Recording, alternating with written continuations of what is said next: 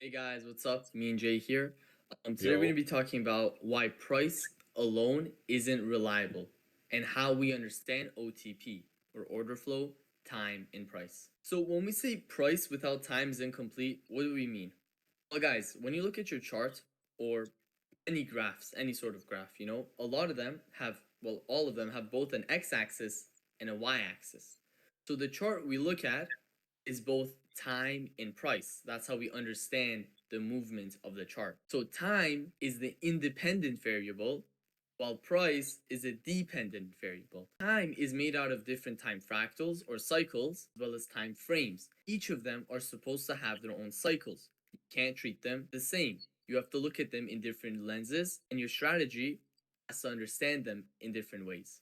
yeah, so what does that mean, guys? That simply means, again, when you guys all look at the chart, most people they look at price only, right? They're just reading price going up and down without understanding how they're synchronized, and it doesn't matter what time frame, but in synchronized in a sense of open, low, high, close, and open, high, low, close time sequence, right? Which means to both watch the price and the time. Yeah. So when we're saying we have to watch both time and the price that's happening, how do we do that from the context of our candles?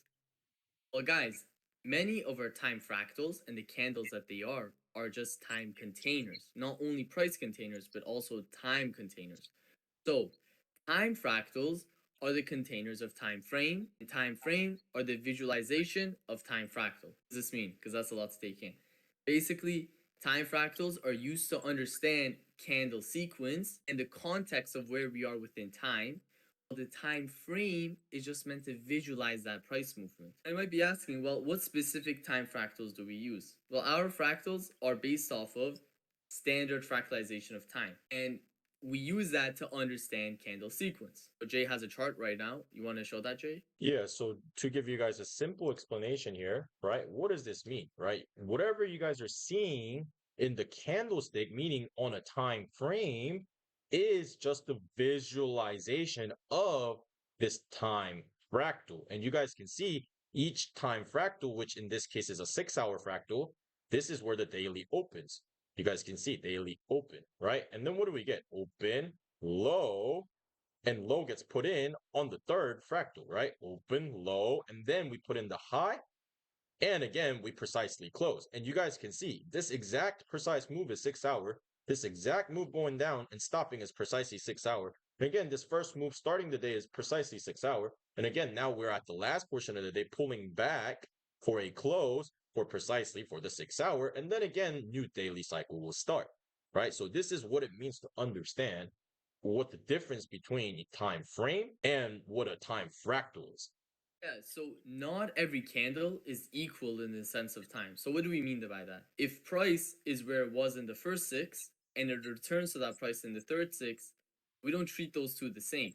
Not only from the perspective of it's going back to an equal high, but from the perspective of time.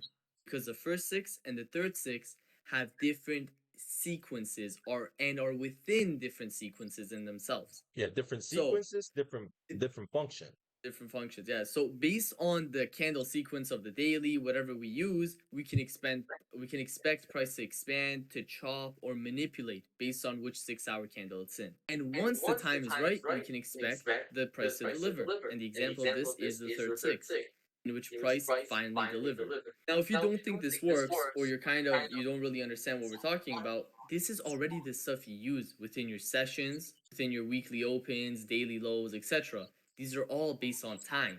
This is just a different way of viewing it with time fractals. yeah. So perfect example here, guys, right? You guys see on the chart here, previous daily low, monthly open. You guys probably all heard of it or even probably used it, but just used it as a pool of liquidity, not in a sense or view it as, oh shit, that is the actual monthly opening level where that started the whole monthly fractal.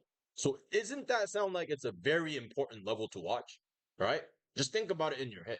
That's what sets the whole monthly candle to do whatever it's going to do for the next 30 days, right? But most people would just might view it as, oh yeah, that's just monthly open. It's not like it's daily open. Like you guys see the daily open here. That's just one day open, low, high, close.